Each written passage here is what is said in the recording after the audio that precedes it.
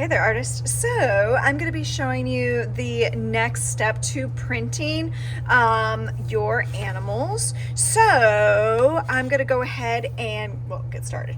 Okay, you should have your photo that you originally worked with, your foam sheet, and the prints that you originally did, your first round of printing, and today's going to be your second round of printing. So what you're going to do is I recommend using a Sharpie, and with your photo, trace all the detail lines of your animal. Now this is going to look really different depending on whoever, what your animal is doing. So I went ahead and I traced, I already did this, used the Sharpie, and I outlined all the things that I thought were important. And if you're wondering, does this look like my animal, or do I need to do more work? For example, I could still do like this little decoration here. I could add some texture lines. If you've got like a really furry animal, I'm just gonna pretend horses have long eyelashes, so I'll go ahead and add some of the eyelashes. Okay, these are a little bit more dramatic than I wanted. But if you need to add some fur, then you can add some fur.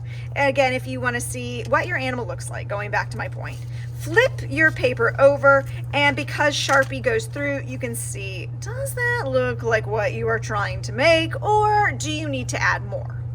Okay, I'm going to go ahead and leave it there. Now I want to end up cutting this out, and I need to cut out actually my animal on the foam, unless your animal takes up the full space. I'm gonna say that again. A couple of you do not have backgrounds. If you don't have backgrounds because you're just doing like a giant face, then you can leave it as a square shape.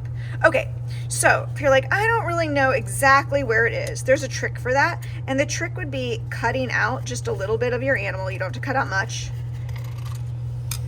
And you can kind of line it up with what you have already done. And tape it back down. Actually, I'm gonna move my tape. Whatever, you'll see it in just a minute. Okay, so now I'm gonna cut out this part of my foam, and my picture is going to get smaller. If it's challenging to cut it out in chunks, okay? All right, thank you for your patience. I know it's super exciting watching me. All right.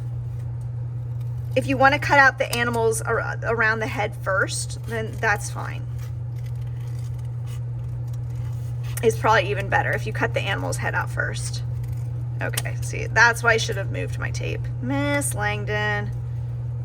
Now it's not taped on.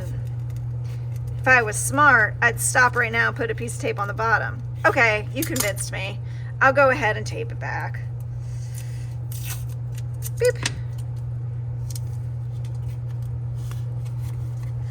There we go. Work smart, not hard.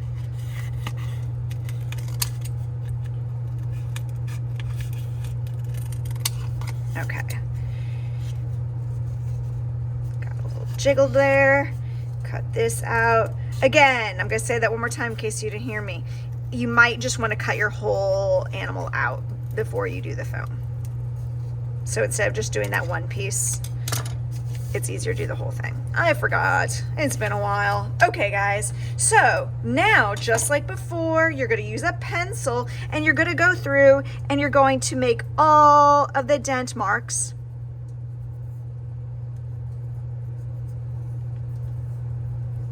Okay. Now, I'm going to go kind of quickly, so mine's not going to be as cool. I'll go and put some eyelashes on.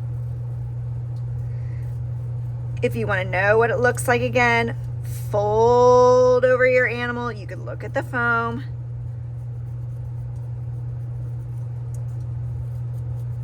Okay, I'm going to fold it back down.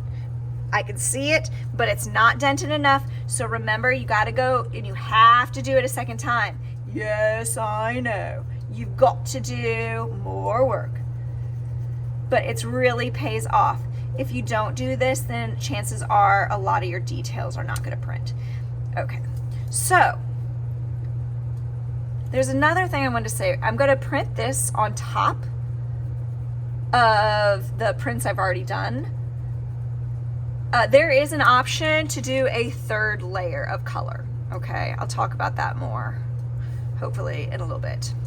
Okay, so you're like, this is gorgeous. All right, Miss Langman, I didn't really spend much time, whatever. So because there's that third layer that I could potentially add, I'm gonna save this and just stick it on the inside of my folder. In my case, the wall. Okay, I'm ready to print. So just like we already did, I've got my brayer and I've got some ink. I'm gonna use black because I thought that it might look cool on that. And I'm gonna roll it a little bit out. You don't need to roll much. And your goal is just to get the brayer covered-ish with your ink. Some of them roll better than others. Okay. And remember, it's gonna be a sticky mess, so you've got those wet towels you can always use. And I'm going to roll my ink on my horse.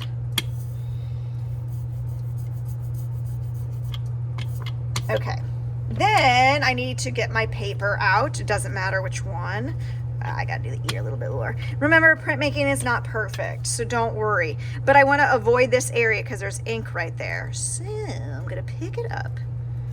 And I've got to be careful. And what your goal is you need to line it up to where you have the stamp already. Then you can massage it down. Is this making sense? Ooh, I can't wait. That is on the video. I feel like every time I make a video, there's a bell ringing. Okay, so let's pull this bad boy up.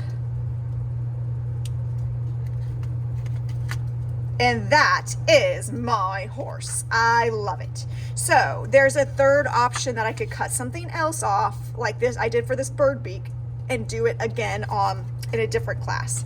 I'm gonna go ahead and do one more because I can't wait, and I know you're super excited watching me. If you want to change colors, remember you have to just wash your foam off, get it ready. Some of the ink is stickier than others. None of it is perfect, like the one I just inked. It's not gonna be perfect, but that's part of the beauty of printmaking.